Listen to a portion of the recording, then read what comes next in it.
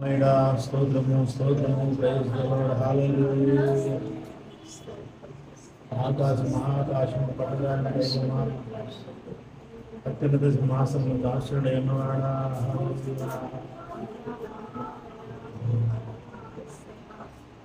నా ప్రాణమా, నా అంతరంగమా, నాలో ఉన్న నా సమస్తమా, నా ప్రాణమా, నా అంతరంగమా, నాలో ఉన్న నా సమక్షమా, ఆయన చేసిన ఉపకారములలో దేనిని నీవు మరువకుమా.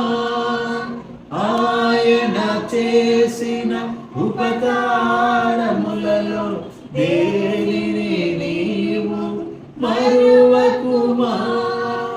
సన్నతించుము, స్తుతించుము, ఉత్సాహధ్వని కీర్తనేత్తుము. సన్నతించుము, స్తుతించుము, ఉత్సాహధ్వని కీర్తనేత్తుము. యెహోవాయ దేవుడు, ఆయన పరిశుద్ధుడు, సమస్త సృష్టంతటికి ఆధారుడు. యెహోవాయ దేవుడు, ఆయన పరిశుద్ధుడు, సమస్త సృష్టంతటికి ఆధారుడు. నా ప్రాణమా, నా అంతరంగమా, నాలో ఉన్న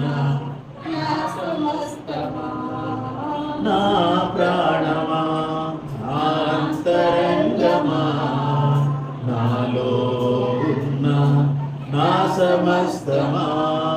యెహోవాయ దేవుడు, ఆయన పరిశుద్ధుడు, సమస్త సృష్టంతటికి ఆధారుడు.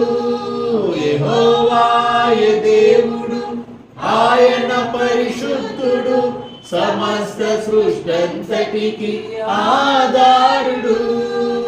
నా ప్రాణమా, నా అంతరంగమా, నాలో ఉన్న నా సమస్తమా, నా ప్రాణమా, నా అంతరంగమా, నాలో ఉన్న నా సమస్తమా, నాలో ఉన్న నా సమస్తమా.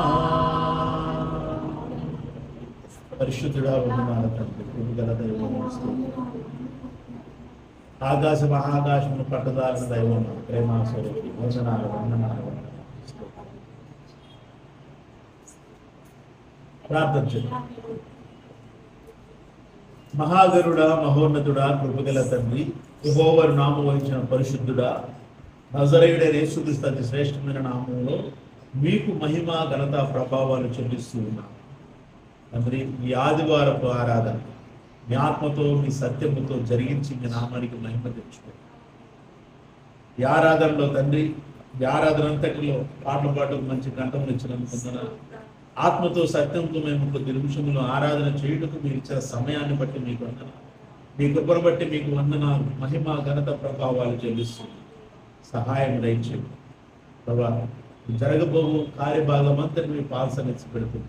మీ ఆత్మలో ఆశీర్వదించి, మీ వాక్కులతో తండ్రి మమ్మల్ని అభిషేకించి, మీ వాక్కులతో మా హృదయాలను నింపి, రానున్న దినాలు మీకు ఉపయోగపడే పాత్రలుగా మిమ్మల్ని మహిమపరిచేటటువంటి నీ బిడ్డలముగా, విశ్వాసముగా తండ్రి యేసు నామములో సంఘములో ఉంటున్నట్లుగా సహాయము దయచేయండి. ఈ సమాజంలో తండ్రి యేసు నామములో మీ కృపను బట్టి మేము జీవించడం కావలసిన జ్ఞానము, తెలివి, వివేచన మాకు దయచేయమని సహాయము దయచేయండి. మీ ఆత్మతో వాక్కులతో మమ్మల్ని అభిషేకించమని యేసు నామములో ప్రార్థిస్తున్నాము పరలోకపు తండ్రి, ఆమేన్. ప్రైజ్ ది లార్డ్, హల్లెలూయా. నీతి స్వరూపుడైన యెహోవా ఘనమైన నామానికి మహిమ కలుగును గాక.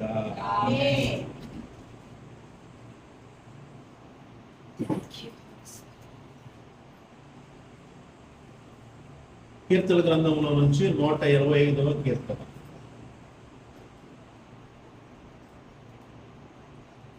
125వ కీర్తన ఉత్తర ప్రత్యుత్తముగా చదువుతున్నాము. ఉన్న 5 వచనాలు. యెహోవా యందు నమ్మిక ఉంచువారు కదలక నిత్యము నిలుచు సీయోను కొండవలెనుందురు. యెరూషలేము చుట్టూ పర్వతములున్నట్టు యెహోవా ఇది మొదలుకొని నిత్యము తన ప్రజల చుట్టూ ఉండును. నీతిమంతులు పాపము చేయుటకు తమ చేతులు చాపకుండానట్లు భక్తిహీనుల రాజదండము నీతిమంతుల స్వాస్థ్యం మీద ఉండదు. యెహోవా మంచివారికి మేలు చేయుము, యథార్థవంతులకు మేలు చేయుము. తమ వంకర త్రోవలకు తొలగిపోవు వారిని పాపము చేయు వారితో కూడా యెహోవా కొనిపోవును. ఇశ్రాయేలు మీద సమాధానం ఉండును గాక. ఆమేన్. కూర్చో. యాత్రా కీర్తన మనం చదువుతూ ఉన్నాము.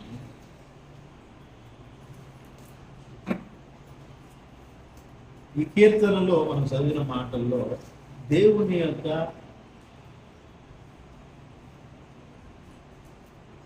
మన పట్ల ఆయనకున్నటువంటి ఆయన నిజంగా మనం ఆయన బిడ్డలము కాబట్టి ఆయన మన పట్ల ఒక గొప్ప బాధ్యతను కలిగి ఉన్నాడు. అంటే తండ్రి తన పిల్లల కోసము ఏ విధంగా బాధ్యతగా ఉంటాడు, అదే ప్రకారంగా తండ్రి అయిన దేవుడు తన బిడ్డలము తన ప్రజలమైనటువంటి మనందరి పట్ల కూడా ఆయన అదే బాధ్యతను కలిగి తన ప్రేమను మన పట్ల చూపిస్తూ యెహోవా యందు నమ్మిక ఉంచువారు కదలక నిత్యము నిలిచి సీయోను కొండవలెనుందురు. ఒక మాట అంటే ఇక్కడ ఉన్న మాట ఏంటి? ఆ ఒక్క మాట తర్వాత దానికి సంబంధించినటువంటి అనుసంధానమైన ఇంకో మాట ఏం తెలియజేస్తున్నాయనంటే యెహోవా యందు నమ్మిక ఉంచువారు ఏ మాత్రము కూడా దేనికి కూడా కదలరు. ఎలాంటి ఉపద్రవం వచ్చినా, ఎంతటి భయంకరమైన పరిస్థితి కలిగిన దేనికి కదలరు అన్నమాట. అంటే దేనికి కదలరానంటే వేరెవరో ఉపద్రవంలో ఉన్నారు, వాళ్ళకి సంబంధించి వచ్చినప్పుడు కదలకుండా ఉంటామని దానికి కాదు. మన పట్ల మన జీవితంలో ఆయన యందు నమ్మకం ఉంచిన వారు ఎలాంటి భయంకరమైన సిచ్యువేషన్లో అయినా సరే దాని విషయంలో బెదరక ఉంటారు, ధైర్యంగా ఉంటారు. అందుకని ఇక్కడ కదలక నిలిచి నిత్యము నిలిచి సీయోను కొండవలె ఉంటారు. అంటే ఆయనకు కాపుదల ఉంటుంది. నమ్మకం ఉంచే వారికి, యెహోవా యందు నమ్మకం ఉంచిన వారికి ఏముంటుంది? కాపుదల, రక్షణ. మిగతా వాళ్ళకు ఉన్నదా? మిగతా వాళ్ళనైనా మనల్నైనా ఎవరినైనా నువ్వు నమ్మకం ఇచ్చినా నమ్మకం ఉంచకపోయినా దేవుడే కృప చూపించే. అయితే నమ్మకం ఉంచి ఆయననే హత్తుకున్నవారు ఇంక అధికమైన కృపలో ఉంటారు. అధికముగా అందరినీ కృపలోనే భద్రపరుస్తున్నాడు దేవుడు. ఏ రోజుకైనా మారకపోతారా అని. ప్రైజ్ ది లార్డ్, హల్లెలూయా. ఏ రోజుకైనా నా వైపు తిరగకపోతారా నా బిడ్డలు, నన్ను తెలుసుకోకపోతారా అని గొప్ప ఆలోచనతో ఉన్నాడు దేవుడు. మాకు ఆయన అక్కర్లేదు అని నువ్వు అన్నంత మాత్రాన ఆయనే వదిలిపెట్టడు. ఆయన తప్పనిసరిగా పట్టుకుంటాడు. ప్రైజ్ ది లార్డ్, హల్లెలూయా. నన్ను వదిలిపెట్టు అని నువ్వు అన్నా సరే ఆయన పట్టుకునే ఉంటాడు. ఇప్పుడు ఆయన పట్టుకున్నాడనే ఉదాహరణ ఏంటి? దానికి రుజువు ఏంటి అంటే ఆయన పట్టుకున్నాడన్న రుజువు ఒకటే. ఈరోజు నిద్రపోయి పొద్దున్నే లేచావు, అదే రుజువు. ప్రైజ్ ది లార్డ్, హల్లెలూయా. మరి ఈరోజు నిద్రపోయిన వారు కొంతమంది లెగవలేదు అంటే వాళ్ళ టైం అయిపోయింది, వాళ్ళకి భూమి మీద సమయమో అయిపోయింది. ఈ రోజు నువ్వు ఉన్నావంటే దేవుని కృప కాబట్టి. అంటే మరి వాళ్ళ టైం అయిపోయింది, వాళ్ళ పరిస్థితి ఏంటి? ఏమో పరిస్థితి ఏముంది? దేవుని అంటే ఎవరెవరు ఏ రకంగా తీర్పు పొందాలో ఆ రకంగానే తీర్పు పొందుతారు. అందులో ఏమాత్రం సందేహం లేదు. అదే నువ్వు నమ్మినా నమ్మకున్నా నీవు దేవుడు నిన్ను కాపాడుతూనే ఉంటాడు. నువ్వు వద్దన్నా కాదన్నా దేవుడు నిన్ను కాపాడుతూనే ఉంటాడు. అది గుర్తిరిగి దేవుడు నన్ను కాపాడని చెప్పి ఆయన వైపు తిరుగుతావా, దేవునితో కూడా ఉంటావు. లేదా ఎవరెక్కడికి వెళ్ళాలో అక్కడికి వెళ్తారు. అది ఇక్కడ మనం నేర్చుకోవాల్సింది. యెరూషలేము చుట్టూ పర్వతములు ఉన్నట్టు యెహోవా ఇది మొదలు నిత్యము తన ప్రజల చుట్టూ ఉండును. యెరూషలేము చుట్టూ పర్వతాలు ఉన్నాయి. అలాగే ఎందుకున్నాయి? యెరూషలేమును కాపాడటానికి ఉన్నాయి పెద్ద పెద్ద పర్వతాలు. అలాగే తన ప్రజల ఇది మొదలు యెహోవా తన ప్రజల చుట్టూ ఉంటాడంట. ఇది మొదలు చాలా జాగ్రత్తగా ఉన్నారు. అంత్య దినాల్లో ఉన్నాం, అపాయకరమైన రోజుల్లో ఉన్నాం. కాబట్టి తండ్రి అయిన దేవునికి యేసునామములు ఎంత తొందరగా దగ్గరైతే అంత మంచిది. సంవత్సరంలో జరుగుతూ ఉన్నాయి. దేవుడు తన కార్యాలు నూతనపరుస్తున్నాడు. కానీ మనం మాత్రము పాత జీవితంలోనే ఉంటాం. ప్లీజ్ దయచేసి నూతన జీవితాన్ని అనుభవించడానికి ఆతురపడండి. నూతన జీవితం అనుభవించడానికి నూతన జీవితం అనుభవించడానికి. యెహోవా మంచి వారికి మేలు చేయను, యథార్థ హృదయాలకు మేలు చేయను. ఇది జ్ఞాపకం పెట్టుకోవాలి. నువ్వు నమ్మినా నమ్మకపోయినా మంచివాడవా? నువ్వు నమ్మినా నమ్మకపోయినా యెహోవా నువ్వు నమ్మినా నమ్మకపోయినా నువ్వు యథార్థ పరుడువా? నమ్మిన వాళ్ళు ఇంకా నమ్మని వాళ్ళు కూడా అలాగే ఉండాలని దేవుడు కోరుకున్నాడు. మరి నమ్మిన వాళ్ళు ఇంకెంత ఉండాలి? ప్రైజ్ ది లార్డ్, హల్లెలూయా. నమ్మని వారిలో మంచి వారిని చూస్తున్నాడు ఆయన, యథార్థ హృదయం చూస్తున్నాడు. మరి నమ్మిన వారిలో ఇంకా ఎంత మంచి చూడాలి, ఎంత యథార్థత చూడాలి, ఎంత యథార్థ హృదయం చూడాలి ఆయన ఆలోచన. చాలా జాగ్రత్తగా తమ వంకర త్రోవలకు తొలగిపోవని పాపం చేయు వారితో కూడా యెహోవా కొనిపోవును. ఇజ్రాయేలు మీద సమాధానం ఉండును గాక. తన వంకర త్రోవలకు తొలగిపోవు వారిని పాపము చేయు వారితో కూడా యెహోవా కొనిపోవును. చాలా జాగ్రత్తగా జీవించుదాం. ఈ యాత్రా కీర్తనలో మనం ఎంచుకోవాల్సింది ఏంటంటే దేవునికి దగ్గర పోయి దేవుడు నాతో ఉన్నాడు, యెరూషలేము చుట్టూ పర్వతాలు ఉన్నట్లు ఆయన చుట్టూ ఉన్నది కాపాడుతున్నాడు. ఆయన ఎందుకు నమ్మిక ఉంచేవారు కదలక నిత్యం నుంచి సియోను కొండలాగుంటారు. కాబట్టి ఎలాంటి పరిస్థితుల్లోనైనా ఆయన ఎందుకు నమ్మకం నుంచి మనం పక్కకి తొలగిపోకూడదు.